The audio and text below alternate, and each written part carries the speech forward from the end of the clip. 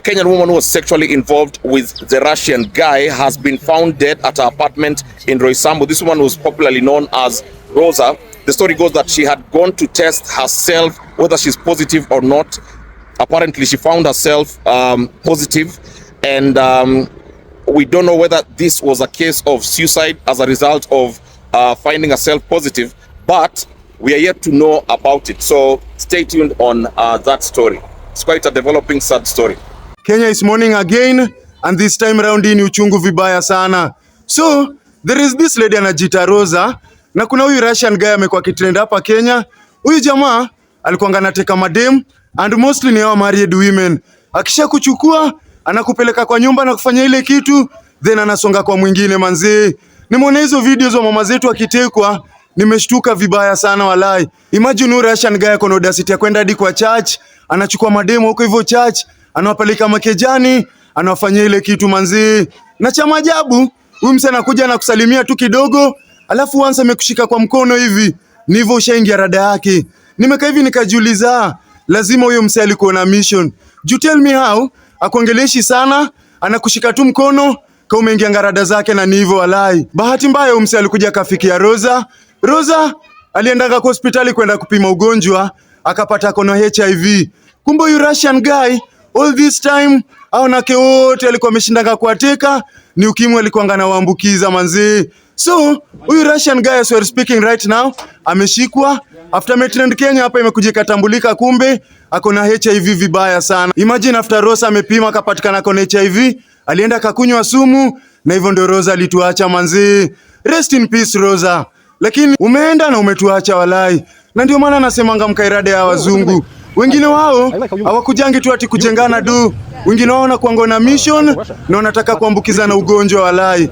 Na hurumia wa mama fulani, especially our married women, wenye walikuwa wanajipeana kwa huyo Russian, all in the name of ati juu ya pesa walai.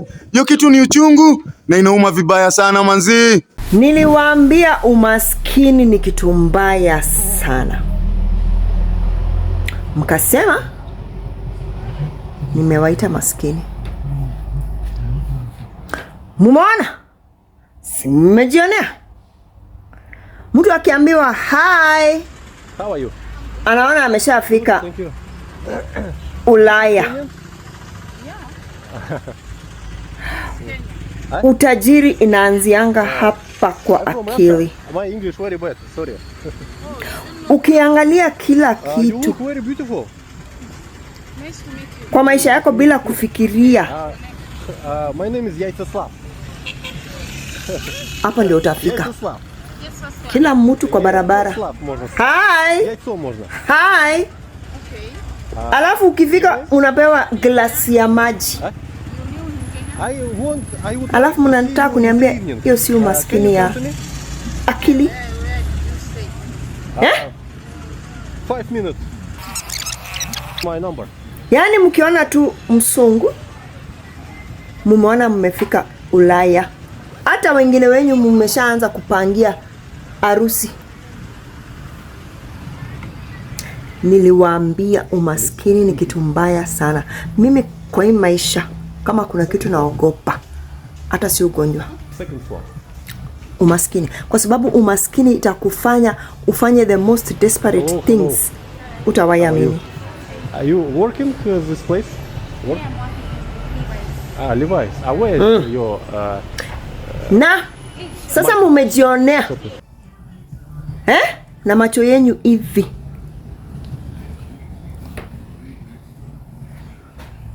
Hii ni aibu gani kweli?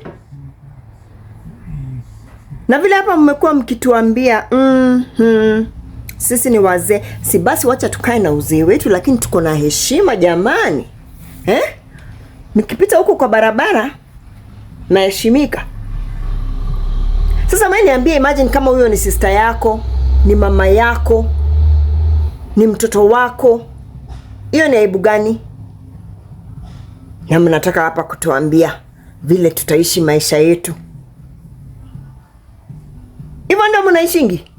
Mkiambiwa tu hi, hi, you look nice, mmeshakimbia. Inafaa mjiangalie sana. Mjiangalie sana. Na mtu ajidhamini. Self-respect is very important. Now look at those innocent people. Who fell into the hands of this man innocently. Na sasa mlifanya hizo vitu mkifikiri hamtaijulikana. Ona vile mmeanikwa. Si afadhali mimi Esther Msila nishatangaza kila mahali, mmejua. Mimi sina aibu. Hata nikiwa mzee, hata nikiwa bwana yangu ni younger than me, lakini ni mtu anaheshimika. Yeah, my name is Yaitslav.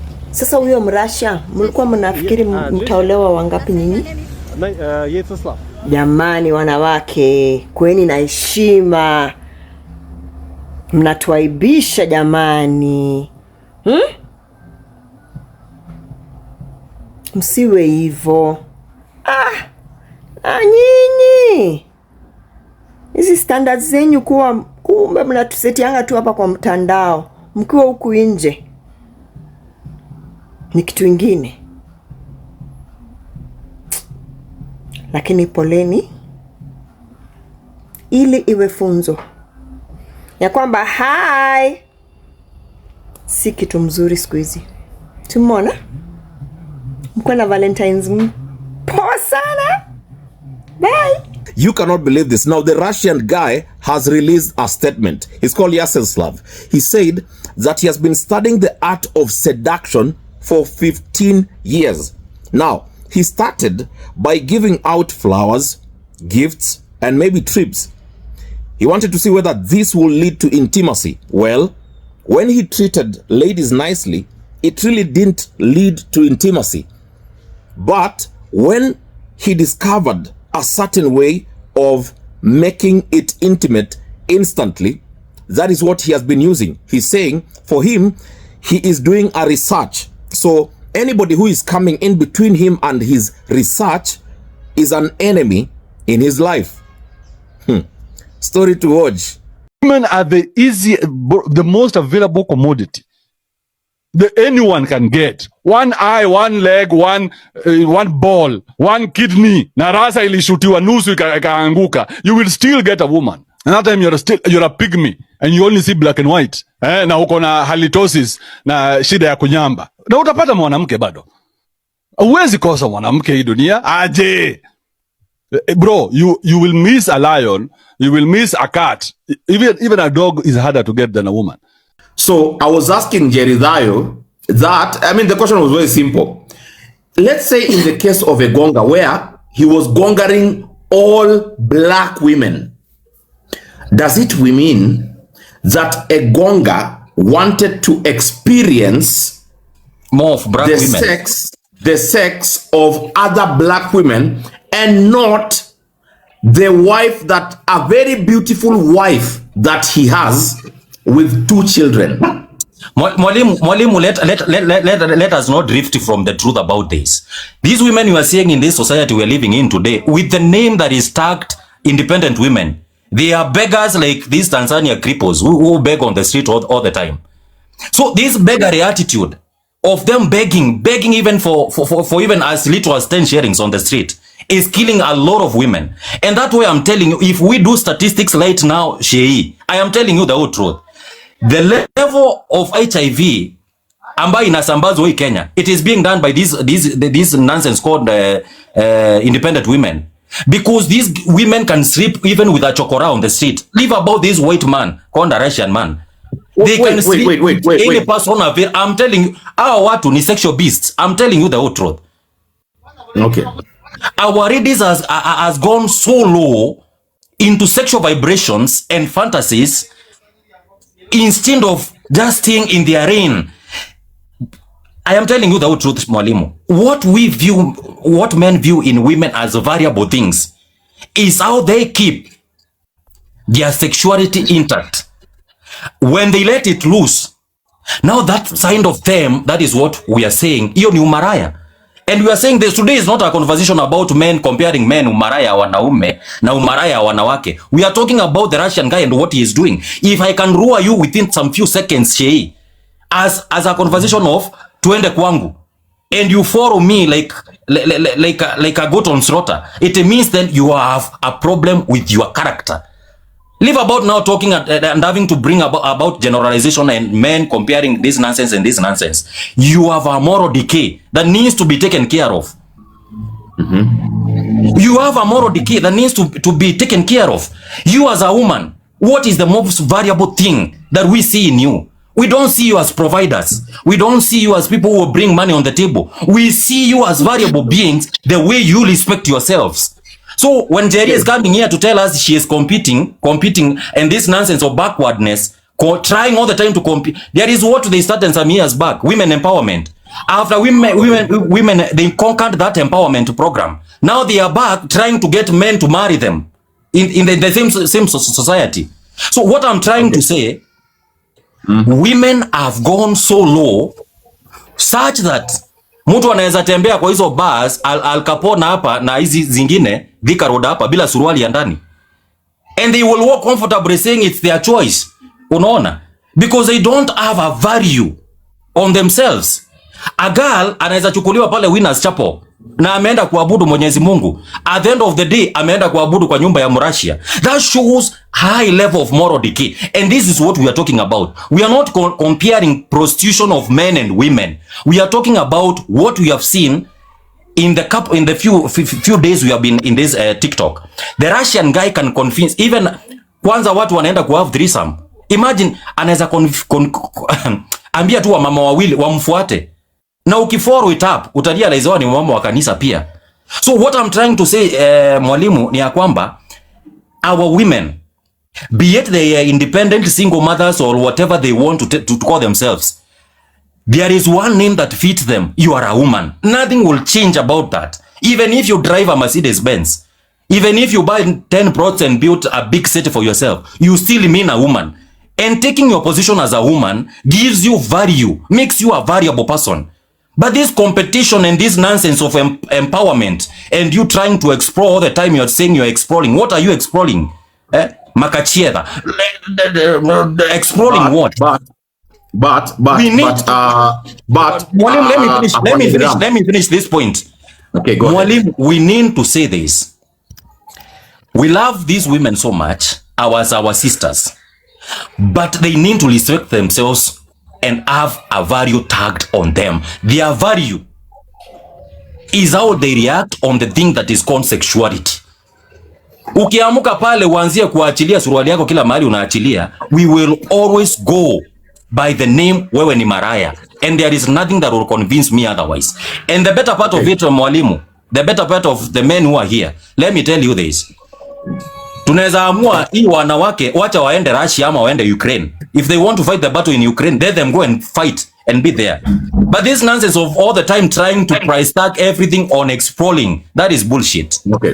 Okay. Afande, there was a very brief question I wanted you to answer before I rebuttal with Njeri Dayo. Now, Afande Hiram. Yes, sir. So, a man cheats a lot. I mean, we can say that in a week or in a month, a man can go either cheating once or twice. Or even if it's a dire condition, it can be even maybe 10 times in a month. But how comes when a woman does that once, just once, it's a big problem? Why? Teacher, mwalimu, stop talking about a man. Mwalimu huyo ameongea sana, tupatie chance hata watu wengine pia tuongee. Afande anatufundisha. Wangari, I'm coming to you after Afande, so ni sawa. Afande Hiram. Why is that happening?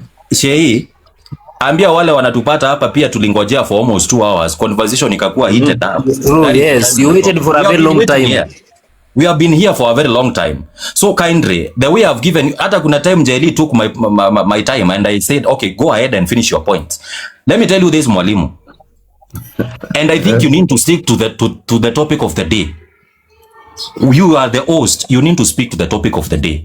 We are not talking about how many times men cheat. We are talking about, we will have men's time whereby hata sisi tutaambiwa mambo yetu yenye tunafanya ya kijinga. But now we are talking about how women are being ruined by just one man to have sex with them throughout the day. That is what we are talking about. And I'm telling you this, Mwalimu Shei, come here to Roysambu and see what Nigerians are doing to our ladies. You will be shocked. You just go to this. I don't want to name the buildings, but allow the staff of that area and Roysambu and nonsense. Go and watch what is happening. Desperation with our ladies. It is going to kill them. I'm telling you the whole truth. These ladies you're seeing on the streets, be it they are independent and whatever. Kwanza kuna hiyo kitu wanaita fantasy. Wanataka watafute curved ones, wanataka watafute straight ones, wanataka watafute black ones, wanataka watafute red ones. Those nonsense they are calling fantasy. It's just moral decay.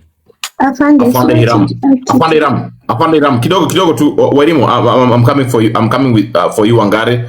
Now, Afande, I have one question before you leave. Not leave, but before we go to the next person who is Wangare. Then Oyando, because Oyando amekuja akapata kumewaka. Oyando amekuja amepata kumewaka. Pia kwa waiting list. Sawa, nasema wewe ulishaongea but tutakupatia chance, haina shida. Afande. Yes sir. Do you think if it was a white woman from Russia at that middle age who was telling a man in Kenya to follow them to the lodging or to the Airbnb, do you think the Kenyan man would have even behaved more worse than the Kenyan woman? Mwalimu, again, I want to go back to this conversation and say nobody here is trying to justify umaraya from any direction it is coming from. It's just a question. Nobody is justifying it. But I want us to concentrate so much today on our women, married one, independent one, feminist, who because it are does being not happen that often. Ndo maana mnataka mstick hapa. Unasikia Mwalimu? I want, after we are done with this conversation, then we can come now and talk about men. Let us go ahead and talk about this. We want to capitalize so much on these women because I'm telling you, Mwalimu Shei, anytime watatupata in the long side, they always capitalize on that. Today tunasema it is their prostitution that is stinking all over Nairobi in every place. So it's high time we're capitalizing on their umaraya. We need to end that conversation. Then we open another conversation on the prostitution on men. Lastly, nasema initoke before I introduce the women, because the women have been very patient. Nasema initoke. Now, if the women are prostitutes, who are they selling the prostitution for? Doing that with the Russian guy, we have seen it. Why are you asking a question that you already have answers? No. I'm asking about, is it men that they are prostituting with? I am telling you, Mwalim, these beasts of the forest, they don't even care if they are having it with their fair women. They don't even care if they are having it with animals or they are having it with whatever they are having with. You can... Na umekasirika, why are you so mad? Check it. Check your statistics, Mwalimu. You will realize it is the truth. These, they don't even care what they are having affairs with. Afande. Yes. Okay. Afande Ram, kidogo tu ni sawa. Let me go to Wangare. Now Wangare, come in, because I also want to all my admins are here. All my admins are here, by the way. Isipokuwa, I think Savannah has gone, so it is Afande, that is Oyando, that is Savannah, and then that is me. Now, Wangare, I have a question for you. Are you ready? Niko, nakusikia ni neti napotea, poleni. Alright, sawa. Now, do you think the notion of women having standards here in Kenya have been lowered because of a skin color? Miku, in my thoughts, naona tu bado standard ziko, because hiyo standard ilikuwa inashukishiwa Standards ziko kwa sababu hiyo standard yenye imeshuka, it's not a black man, that's not a black man if you understand about power. Kama nyinyi ni watu wakubwa hapa, tuna understand about power. No, Wangare. The Russian guy is about power. Wangare. Let's say the truth, because you are speaking about power now, so we'll go there. Do you think a black Kenyan man would go to all those women and lure them to the Airbnbs? It's almost more than more than 80,000. So not 80,000, sorry, more than 80 women who had been lured in Kenya, who we know. 80 only. Net yangu inapotea na nataka kuongea. Oh my God. The net should not be going out at this moment. Na senye net ilikuwa tu mzuri, no one wanted to listen. No. The net should not go out at this moment. I'm just asking a very crucial question. Are you there? Niko hapa. Acha tu explain. If I explain it, you'll understand. Sawa. Haya, kidogo. Acha ni explain. Kidogo tu. I mean, let's go systematically. I'm the one who is hosting you, and I'm giving you a question.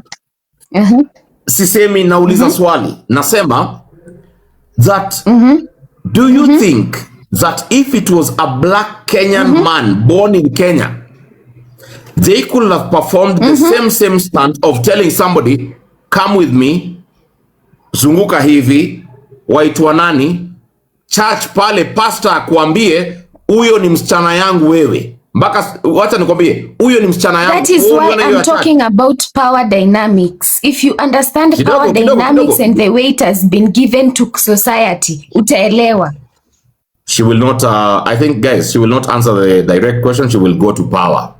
That's I think how iko against, but acha ni explain. Let me talk about women. Let me talk about in a perspective of a woman. Unajua, if I'm as a man, you cannot talk on my perspective.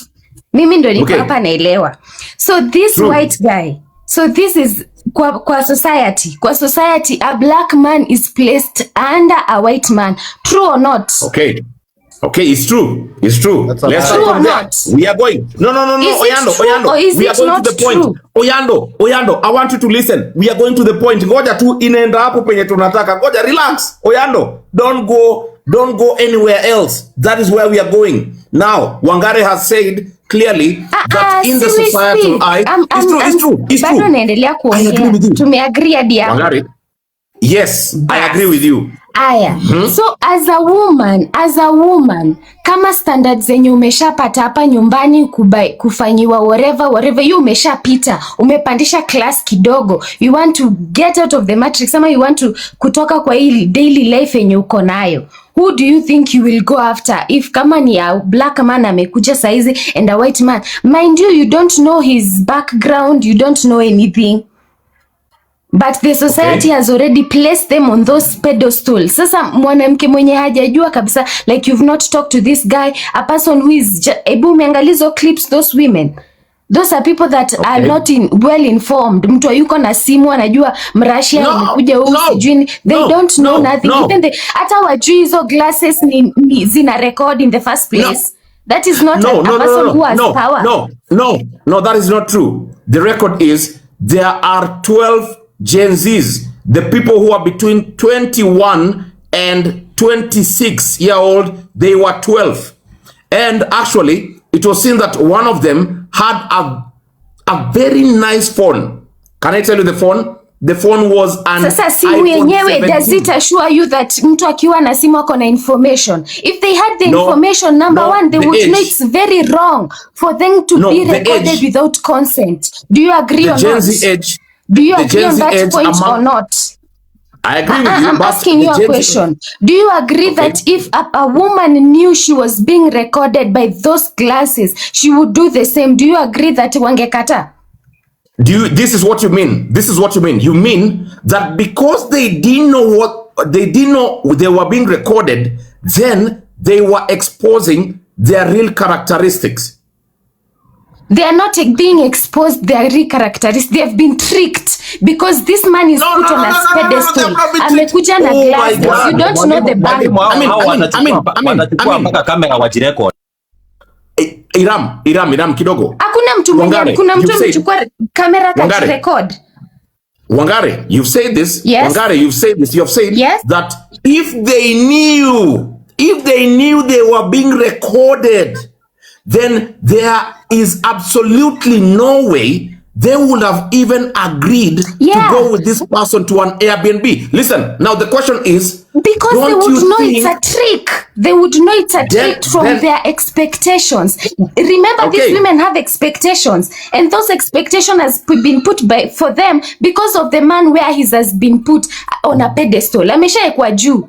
Sasa hawa mama wana expect more. If they knew that was they were being recorded, they would have known that is a trick and that is not a genuine thing. Or maybe what they wanted to satisfy themselves, they would not find there. Unaona? Kama ni pesa angejua haya sipatiwi pesa. Kama ni mapenzi angejua haya sipatiwi pesa. Yeah, that is mapenzi.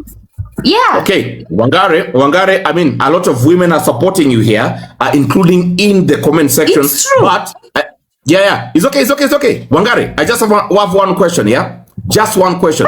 Yes. Now, there is a woman, there is a woman who had gone to pick her child from school. Now, this woman met with the Russian guy along the way. Then this woman resorted to taking the child to a friend's shop.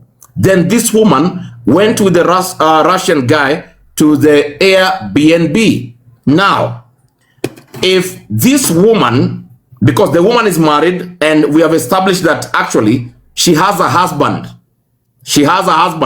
They're living together. Now, if this woman knew that she was being recorded, she would not have gone because the husband will have known. But right now, the husband knows and there is like a process of separation. I think they have even separated as we speak. Now, the question is, so if this Russian guy could not be having a recording, the woman was willing to go. But if the woman knew that this man had got a recording, then the woman will not have gone. So are you speaking of double standards again?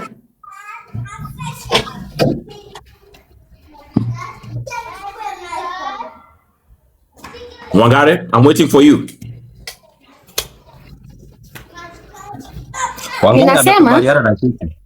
Ninasema if that is cheating, cheating is done by so many people, it's not only women. Na yeye kwa yeye alikuwa naangalia maybe this guy might do better than what my guy is doing. You understand? Kwa kichwa yao because they don't know this guy. Remember, the pedestal is the black man is below the white man. So she thinks in her mind hata kama amjui ni kweli. It's true. Okay. It's true. So, Wangare, let's start from here because I was speaking about double standards. I was speaking about cheating.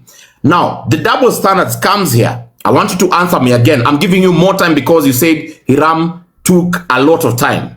Now, you say that if this woman felt like, wait, this is going to give me more value, more that I'm expecting, more than what I'm experiencing right now, I'll go for this man.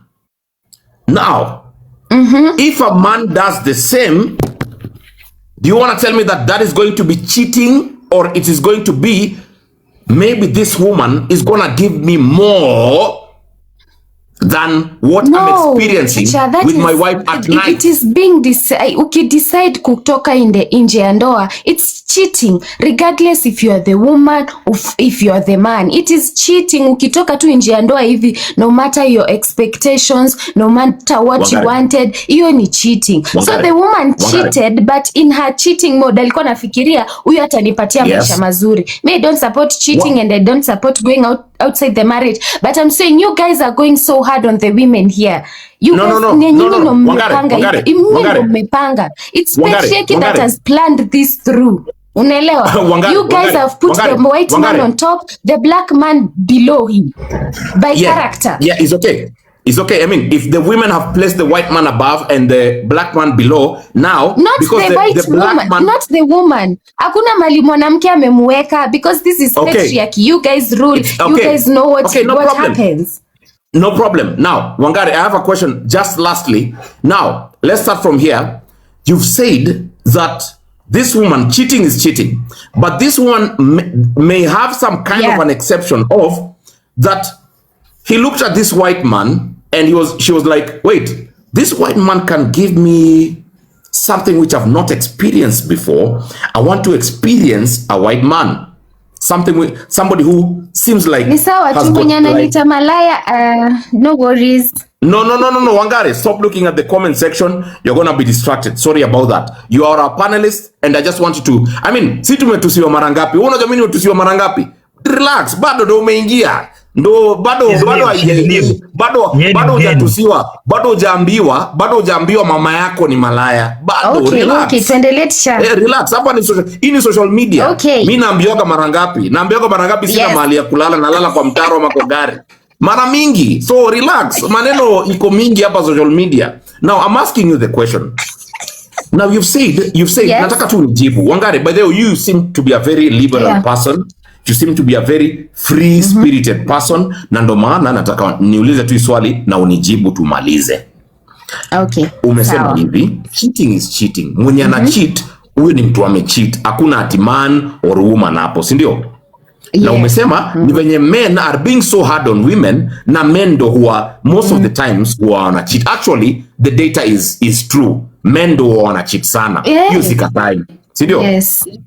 Now, huyu woman umesema ye venye alienda kucheat hii mara moja tu, hajawahi cheat tena, amechitui mara moja. We don't know that, but tunaweza tumia hiyo. Na amecheat na mse mwenye anakaa ako worth it, mzungu hivi nini, you know. Now, my question is this. Mwanaume akiona, ngoja. Iyo ikus, initoga ikus, nasikigi initwa ikus huko online. Iyo ikus wa mwanamke mwingine, iko sawa kuliko yenye na experience every night. Niende nikule tu hiyo for a while, nisikie kama labda iko na experience mzuri. Nisikie ni kama iko sawa. Huyo man anatafuta experience ama yake sasa ni cheating? Hapana, sasa unaona unajua men love for different reasons. If you look at women wana expecting kama anataka kucheat ama anataka ku go outside, ndo mwanamke lazima anasikianga ni kama apandishe standards. Men just cheat. Mwanaume anaweza cheat juu kona haga, anaweza cheat juu kona macho sexy, anaweza cheat hata juu kona uko na hii sindumbu ya Waluya. Men cheat for everything. Stop justifying this nonsense of cheating. Wangari unapandisha standard gani? Justifying, I'm just saying. It's true. Men cheat for so many. Hata mapua ikiwa crooked hivi kidogo, anasema nimependa mapua yako. Wangari. Yes. Keep your mic on. I want Oyando to speak, and Oyando, I want you to answer the question. I mean, Oyando, why do you think that unaenda tu dem mwenye ati akona matako, dem mwenye akona mapua, dem akona majegi, dem tu hata ayuko, wewe ukikompea yeye na mtu mwenye uko na yeye, huo dem tu wako ni dem tu ayuko, yani ni dem pala, ni dem maana do, ni dem yani ako tu hapo yani. How comes women are going for men who are high level? Thanks, Mora. And then wewe unaenda kwa women who are low level, and then unataka ku blame women who are going for high level. Oyando, tuongee ukweli. What's the problem? High level gani Murashia ni? Before I answer, I need all of us, because it has been proven here. You cannot put a woman and accountability in the same sentence. It can never happen. Because whatever we are discussing here, this one is rooted down to a personal level. That is a personal character. And you are supposed to be taking account, you are supposed to be accountable for it, because it's your own character. And then you're coming here. Okay, let me answer your question now. You see, to be honest, visuality, being visual, we cannot base it on gender, because women are also visual. For that woman to strike a conversation with you, they must be physically attracted to you so that they can. Naangalia, this one is my type, the height, it's there. Hata sisi pia naangalia hiyo, if you are a Tunaangalia kama you are asthmatic, so that we can give you the inhaler, but after me giving you the inhaler, there's more to that. And that is why me as Oyando, wewe kama mwanamke umejiweka ligi ya Range Rover, nitatumia Range Rover kukupata na nikudinya. Sawa, na nisha kudinya nikiona this woman, she's not the one I expected. She's not the way I thought she was. She's intellectually upright, morally upright. Okay, okay, nice. Why can't Oyando even use the little funds that he has to motivate, baby girl, nimeona unatamani Range Rover and I'm seeing you're working towards it. Sina pesa Range Rover, lakini hapa kwa Makex naweza fika bei. Ni motivation hiyo. Because I've seen the potential in you. And I'm telling you, teacher Sei, I've been in several Nigerian lives and I'm proudly saying this and thumping my chest and saying, kutetea girl child wa Kenya ni ngumu. Because they're the same. Ngoja. Oyando. This is what you're saying. You're saying that for the Kenyan man, they better very, very soon look for another alternative because the Kenyan women have gone past the Kenyan man. Is that what you're saying? Let me cook. Okay. Okay. Utateteaje kiumbe? Mi pia niko na, I have daughters. Si ati sina. I have daughters, I have a sister, I have sisters, I have a mother. Niambie utateteaje kiumbe kenye they are at the front line, shouting and gallivanting with others and say, Kenyan men are stingy, they're not romantic. Na saa hiyo wako kwa live ya Nigeria, huyo Nigeria anaongea mbaya kuhusu majama wa Kenya. You don't know how to take care of your women. You don't know how to dosh money. Vitu kama hizo. And ukiangalia situation in Russia, to be honest, I cannot talk much because it is a situation of a willing buyer, willing seller. Okay. Oyando, just one more thing. What is the age of your previous boyfriend? We were actually around the same age. We just had an age around 2 years. Now what's the age? What's the age of your current your previous boyfriend? Oh, my previous? Yes. No, we were just around the same age actually. What's your age? I'm currently 25. Okay. So it means that your husband, your previous boyfriend was like 26. 20, let's see, right now he's around 28 years, sorry. 28 years. Now, Justin Bieber if he's 31, he has got more money than your boyfriend. Is that true? Yeah, of course, he's a superstar. Okay.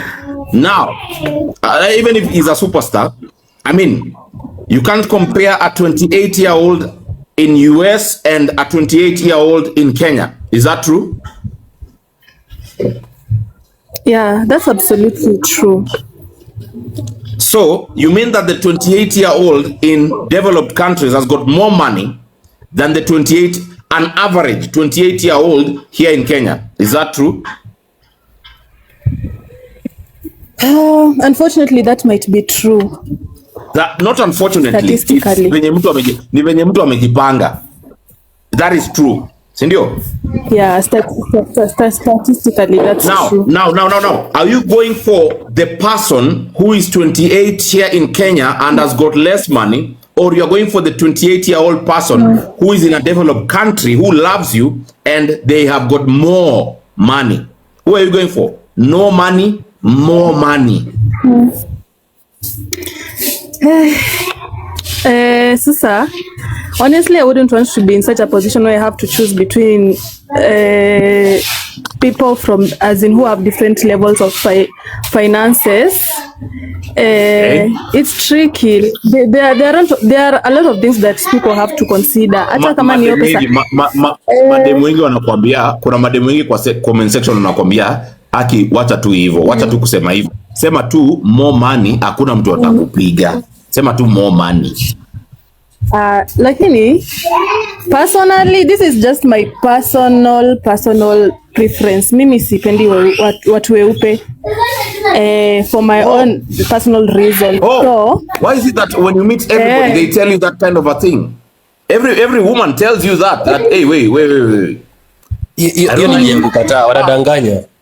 Yeah, but according to statistics, it's the truth, Chachei. Mimi najiongelelea kama mimi kibinafsi.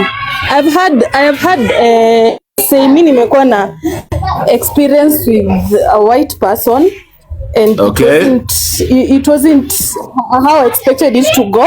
Nilipea chance but considering that so you had already got alikuwa alikuwa tu mrasha, sema tu mrasha mwingine. Purpose, wacha ongea ni time yake. Wacha ongea tu ni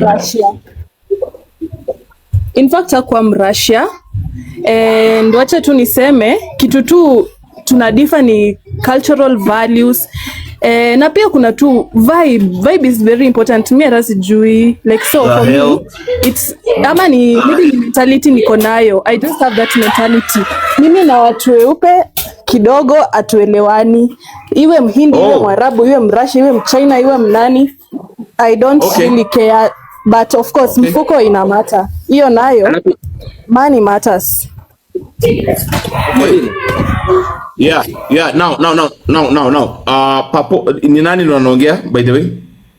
Nasema wanted to. Nasema sema alafu turudi kwa afande. Afande sasa anataka afanye demisty. By the way, charge your phones because it's about to get hot. Now, nasema nitoke, go ahead. Allow me say something for clarity please. And this thing inakuanga misunderstood. The only category of women mwenye mwanaume anapea pesa at first hand who might say that I'm considering money when looking for a man ni malaya peke yake. No man, I'm telling you this, I'm saying this also as a satisfied street guy. Hakuna mwanaume who will seduce you as a woman and give you money at hand. Like ati ndio hii pesa sana nimekukatia. No one. If he does that, he's already put a price tag on you and he sees you are worth that category. Now trust to me, your relationship wa endi mbali. These women who were recorded by the Russian guy, they were first obsessed with the white kind of superiority, okay? Na pia walikuwa nayo expectation. 99 of them % had that expectation, at least wacha tuone where this can lead. And this guy took advantage of the fact that huyu mtu amewapea that white privilege. Huyu mwanamke ameona wacha nilegeze kamba kwa urahisi. Someone was saying at the coast, I'm telling you for free, Mombasa ama any coast region ndio pahali sasa wasichana wanapigania hadi wazungu. They are very much obsessed. So when you are telling me at the coast women are used to the white, you are lying. I'm at the coast currently. Wako obsessed with the fact that huyu ni mzungu. In fact, they even fight in clubs. Go to clubs at the coast. If you go to any club at the coast, Thursday, Friday, Saturday, women fight. Na wanapigania wazungu. So mwanamke mwenye anapewa pesa na mwanaume at first hand ni malaya. Kwa nini? Unasema we, shot moja pesa ngapi? Shilingi 500. Ndio hiyo pesa. All these one, they are only seduced na they have expectation from this man. Nasema nitoke before we go to Afande. I want to ask you one question. Please. There's a guy who has told me, you know what? Hata nimeona comment section ya a certain video. You know what? Me, I have postponed any gift that I had prepared for my girlfriend. I have postponed it because I want to see all the videos released. Now, are men in a panic mode? Yeah. Yes, they are. And men are in a panic mode. No. Husbands. Listen, no. You know, these are men who are in this thing of called marriage. Kama uko kwa ndoa na unaona msichana wako alikuwa somewhere, definitely in a panic mode. Even husbands, let's be honest. So for men who are not, you know, there are this type of men who feel like relationships in a marriage is something that is a privilege, ama ni a must. But then, if as a man you prioritize any woman in something called relationships or marriage, then that's your downfall. Huyu ni mtu kukutana nao kama roho yako inapiga damu on its own. You are 25 years, 23 years. This individual has been living 20 years of their life without even knowing which part of the country you are born from. And then you want to be like you are so much obsessed with them. Getting a woman is not where as a man. Walk outside your gate and seduce that woman who's passing next to you. 2 seconds and you have... Nasema nitoke. Listen. You said men are in panic right now, especially who are married. Yes, married men. Do you think whatever, before we go to Panic, because we're going to him directly right now, do you think that this Valentine, men are more happier than the previous Valentines? I think men already lost the hope of Valentine. Honestly, I don't know, but for me the category... I'm talking about happiness. No. Oh, men are not still happy. In fact, the word happy and men shouldn't be even in one sentence. I want to mention something. Men and happy. It's like when you say Haya, sawa. Nasema nitoke, ulikuwa na chance yako, ni sawa, nishakuuliza umejibu. Purpose, haraka we go to alafu nyamaze. I want to refute that claim of sema nitoke akasema ati men are in panic mode now. Ni uongo, kwa sababu kama umekuwa ukifundishwa vizuri classes vizuri na walimu wa TikTok kama walimu wa social media vizuri wenye wanaongea juu ya mapenzi, mwalimu wa kwanza kuna jamaa anaitwa Kibe, wa pili anaitwa Sudi kwa TikTok. If at all you've been a good student of those teachers, those professors, then huwezi kuwa kwa panic mode, because these things ni kwanza ni nani? Nishajua tayari. Sorry? Wa kwanza ni nani? Wa pili ni nani? Of course Andrew Kibe and Sudi. Who is Sudi? I know Andrew Kibe. Who is Sudi? There's a guy on TikTok called Sudi. Actually, I attend his classes and amenisaidia sana. What does he do? Sorry? Anafunza nini? Yeah, anaitwa Michael Sudi. He talks about being a man na kujua kujitenga na hawa kora, single mother, hawa poraji. Hivyo. So we anticipated, by the way. We knew this thing is there. It's just that it had not been exposed, So what I'm trying to say is that there is men are not in panic mode. We know real men, we are not in panic mode. Purpose. Ni sawa. Haya, umeshasema point yako. Afande. Can I just go before him? Can I just go before him? Because I feel like Teacher Sheu pay so many men a chance. Jerry, kind of been here. I also want to say something. Jerry, yes. Before you came, I mean, it is women who are on the list. There was no man on the list. Can I say something? And that would be, I'm just saying, no. Wairimu, Jerry had started talking. Okay, just I'm gonna go real quick, and after you can drop me. I'll give someone else a chance. Yeah. No, Jerry. Let's demystify, because I would like to be candid with you. You've been in these lives, and at least I know you are one of the people who have been giving very, very, good points on how people should go with the topic we're speaking with. So I wouldn't want to make you feel uncomfortable with this. Now, I know men have spoken a lot, but there was a segment where, when we were starting, all the women were on the panel. Okay. 8 women were on the panel. So please don't say I've given men a lot of time. I take that back. I take that back. Now, Afande Tulia, wacha onge, Wairimu onge, and then I go to Afande. Now, I'm giving you up to 7:05, 4 minutes. It's a lot. Okay, that's even probably more than I need, because I'm going to summarize my points, yeah? First of all, I'm going to start by saying, I apologize, Sikona, during the beginning, there was just women on the panel. And then secondly, nimesikia so much bitterness from the men.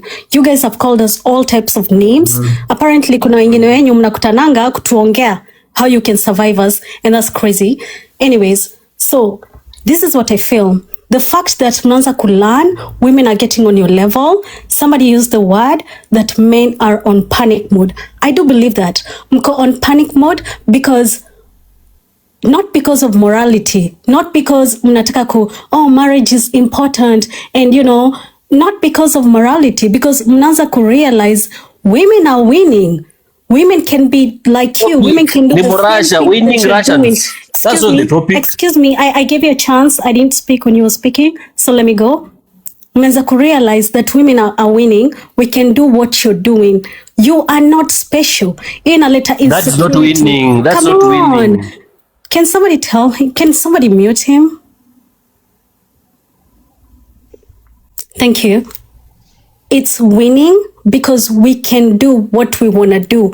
I'm not saying sleeping with a man who later exposes you is winning. I'm saying the fact that we're at a time where we can do whatever we choose to do. It makes you feel small. It makes you feel irrelevant. It makes you feel like we're you're not special anymore. Ladies are Russians. Nah, Russian. Come on. Not men. Not men. It makes you feel like you're not as special as you used to feel, because nyinyi ndio mngefanya vitu kama hizi, and then come back home and we're supposed to welcome you home, kneel, give you food. No, we can leave you home and go. Come on. Let me just finish. So now, secondly, this is not about value. No, you guys, you put so much value in sexuality. Just that's how men are wired. There's so much value in sexuality. So mnafikiria when we do that, hata sisi tunaweka the same value. But no, women, I don't do this, but women who do this, wanafanyanga hivyo because of money, because of their kids, because you men. Okay. Njeri Rayo, I have a question. I just have a question. Do you think the Russian man has exposed women? I think he has. I think he absolutely has exposed to what women do. But I'm not condoning. I'm not here to say usherati ni winning. I'm just here to say the choices. When we, some years ago vitu kama hizi hazingefanyika. But now we are at a time where women can do anything. And now men wanna realize we're not the only ones who can be hoes na tuacha mama nyumbani. Mko like, damn, we're really equal right now because women can go out there and do whatever they wanna do. And that makes you insecure. That makes you not feel special. Na ndio maana mmekasirika hapa karibu atamtumeze. Mmekuja hapa mmekasirika yenye yote. Because that thing yenye ilikuwa hapo that makes you feel special, it's not there anymore. We are equal. Okay. Women can go out there, be married, do whatever they want, and come back home. Mtadu, may lose control, and that is power to the women. I'm not talking about power to sleeping around. I'm just saying power to do whatever it is that we wanna do. So you guys are insecure right now, and it's not about morality. You're not here because you stand for morality. Mmekasirika because you feel insecure. That's my point. Jerry. Yeah. When a man sees multiple women being abused by not abused, but being convinced by a man who is sleeping with multiple women, do you think that man now thinks, oh, wait a moment, I think I'm right? Do you think that's going on in the mind of the man? Well, you're missing the point. It's not about this specific. When you wameongea what in a bitterness, wameongea with, just like, oh, women can do this. And they brought up a few names of women that do this kind of stuff. Wakiongea like it's the worst thing ever, like when ifanyika kama hivyo. But I don't think, I read through the emotions, and not everybody's gonna understand Kenya nasema saizi, because it takes a lot of intelligence kuelewa. Because naona kwa comment wako like, oh, umalai na win. That's not what I'm saying. I'm talking about the choice of women to do what they wanna do, and I stand by what I said. I stand by what I said because mwogopa mwona hakuna. Zamani mlikuwa na hiyo, unajua that one thing yenye ilikuwa inaweka on top of us. You can do whatever you want to do and come back home. Mnatukuta kitchen, tunakuja na chakula, tumepiga magoti hapo, tunawape chakula. Yeah. It's out the window. And you have to the reality that those days are gone. I mean, Njerizayo, you need to tell this man that even if they are celebrating another man sleeping with almost 600 women, that this is a win for women. Do you think this is a win for women? That one man has slept with over 600 women in Africa.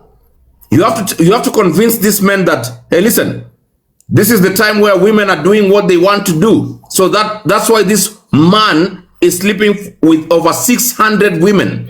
Do you think that is a win for women? So now I don't know what those women were looking for. Kama alikuwa nenda apewe dhao mbili na alipewa, it's a win for her. She probably doesn't care amelala na how many women before me. if she went home with what she wanted, it's a win for her. Ampata kinyamitaka na ampeleka nyumbani. So I don't think at how you said that, or somebody said that the 7 women walikuwa mabeshte wao kuambia, oh yeah, there's this guy. So wako natafuta relationship hapo clearly. Jerry, lastly, so there's a woman who has a husband. Huyo mwanamke ametoka kuchukua mtoi wake kutoka shule. And they were just in a functional marriage, but something happened. This Russian came and stopped this woman along the road. The woman was just picking the child from school. And the woman took the child to a certain shop ya beste yake. Huyo mtoto amgoje hapo, mwanamke akaenda na Russian. The question is that a win for women? Do you think that is what you will call a freedom? I mean, the bar of freedom has been given to women to do such kind of a maneuver? I mean, like I said, Teacher Shay, for whatever reason, Alina this, maybe she just wanted to experience a white guy. Akaenda. That's whatever Ali benefit from, whatever it is kama Ali benefit, it's a win for her. Again, I would never do such a thing. But the fact that I know women can do whatever they want, then we're good. Men have always done whatever they want to. I think kama sijaona mtu confused ni Njeri ndo nimeona hii 2026. I've never seen a woman confused as it. Good for you then. Haujielewi point yenye unasema, like I wish you could be listening to what you are saying first before you even open your mouth. I'm very self-aware. I'm very self-aware. And you really contradicting. Aya, Afande Karis.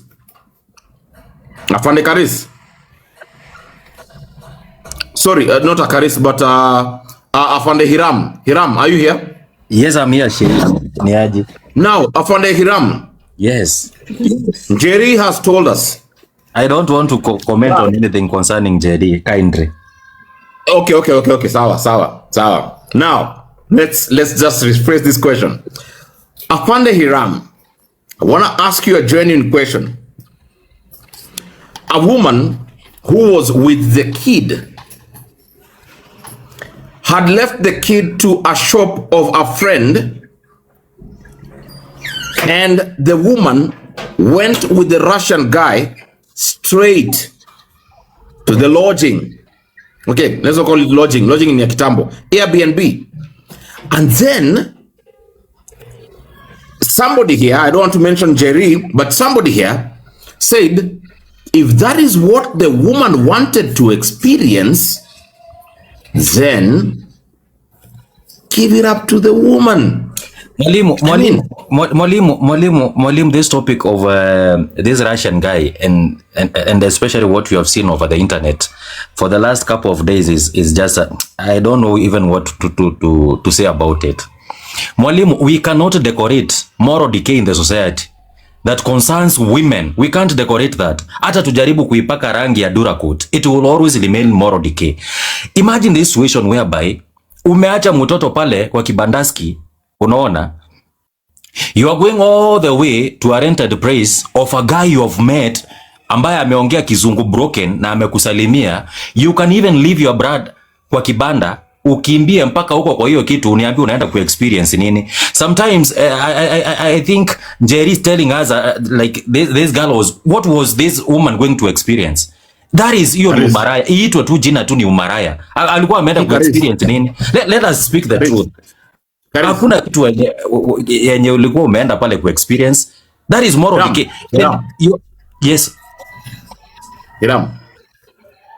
Jerry says also, because that's what she's insinuating. She's saying, for a man, they will go for a very low-level woman. But for a woman, they would like to compromise their husband for a high-level man. High. They don't go low. Women don't go low or lower. They go higher.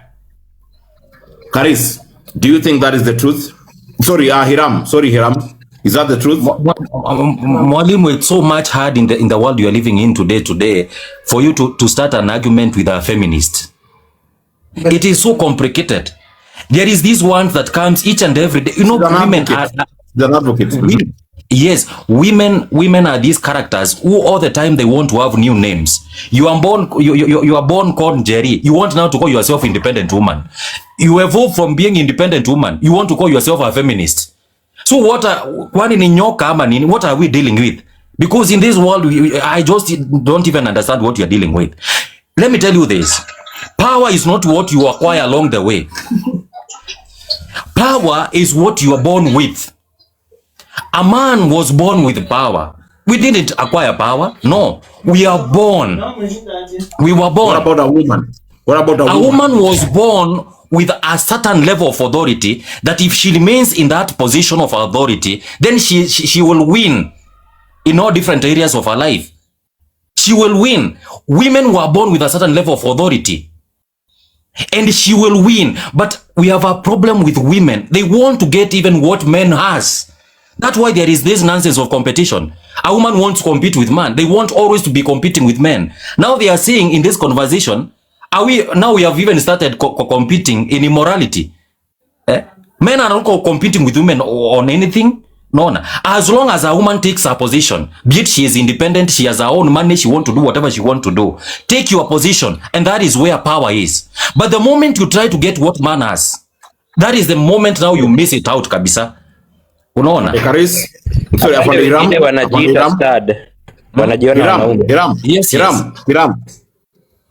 Jerry, are you here? Afande, keep your mic open. Yeah, Jerry, are you here? Okay.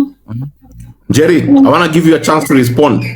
Well, first of all, ati tulianza kucompete na nyinyi, you're backwards, ndio mna catch up ati sijui kucompete. It's been like that, ndio mnaanza ku catch up.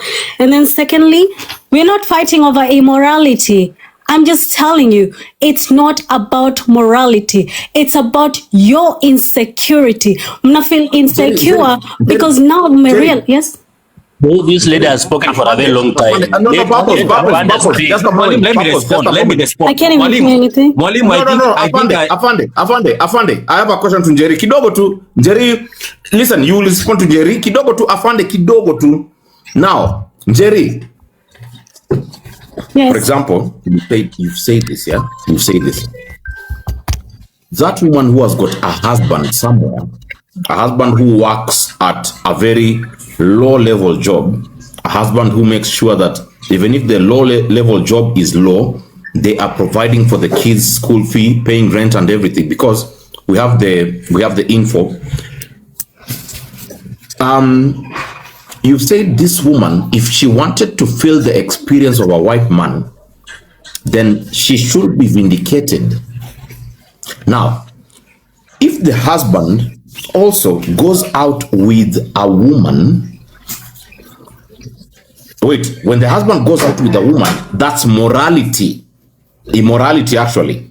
When the husband goes out with a woman, another woman, which is not the wife, who was being dealt with a white man, when the husband goes out with a woman, that's immorality.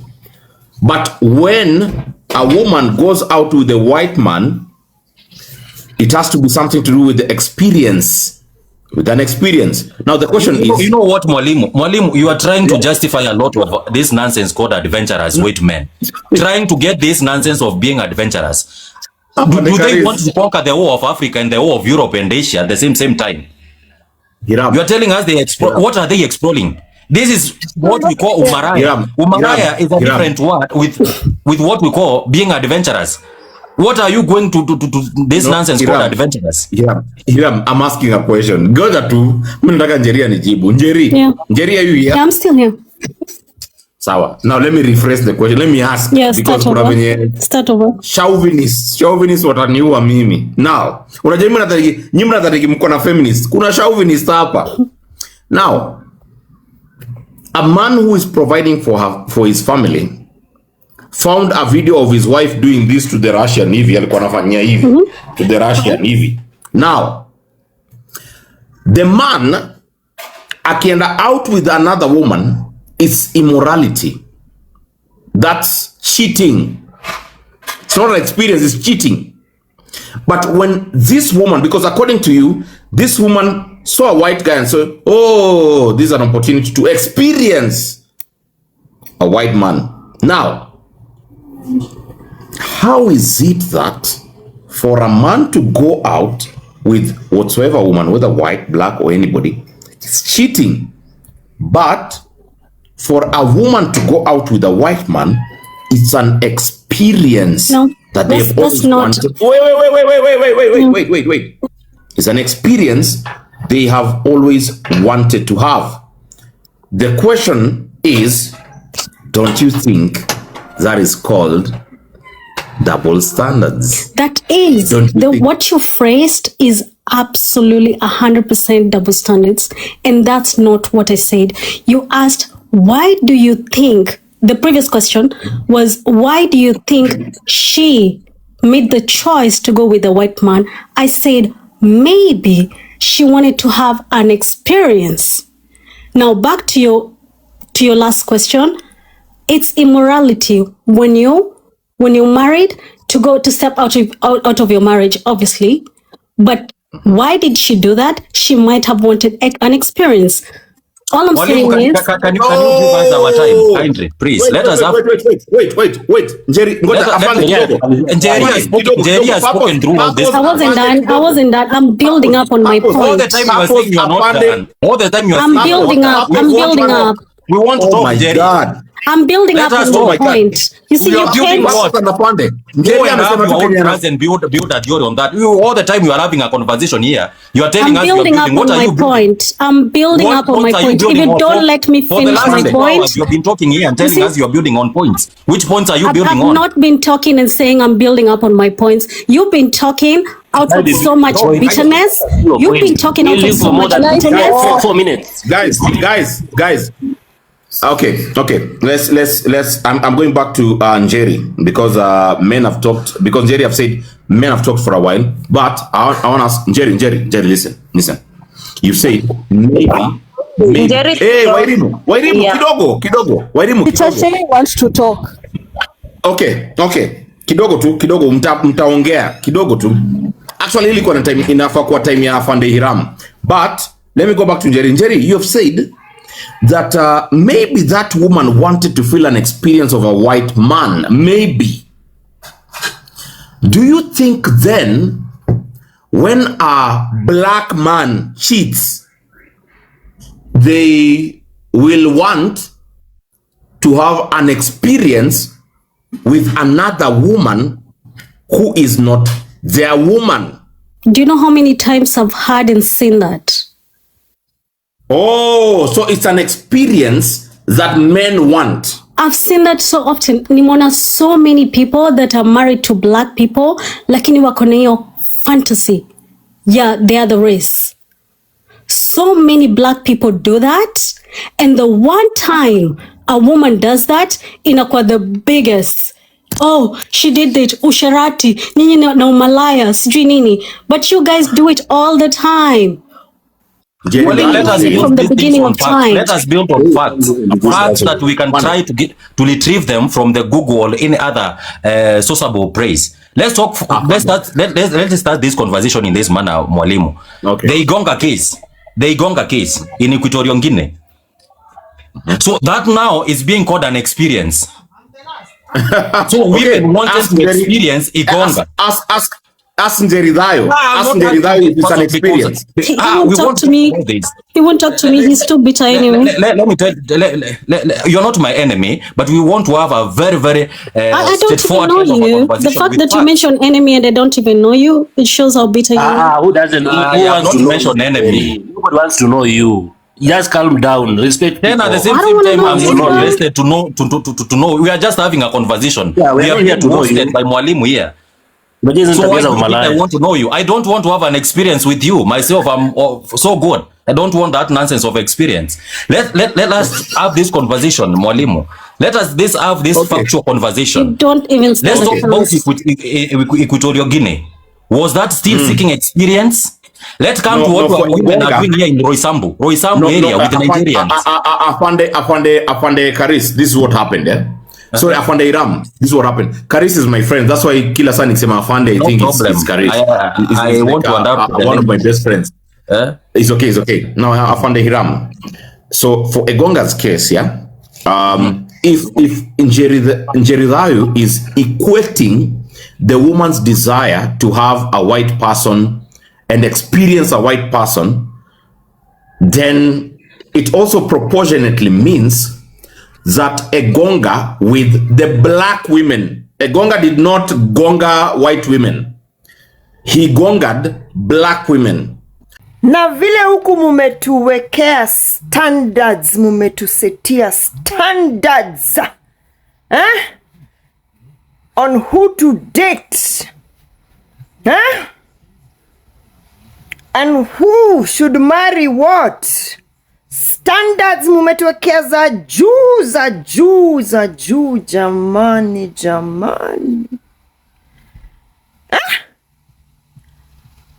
Kwani kuliendaje? Standards zimekuwa standards siku hizi bana. Hey. Yani wacha tu nibaki hapa mahali naheshimika, napendwa for real. Hata nikitaka kuforce issues na force, na hakuna mahali mtu wangu ataenda. Nyinyi na hizo ma standards zenyu mumefika wapi? Na ndio huku mumeanikwa kila mahali, yani muna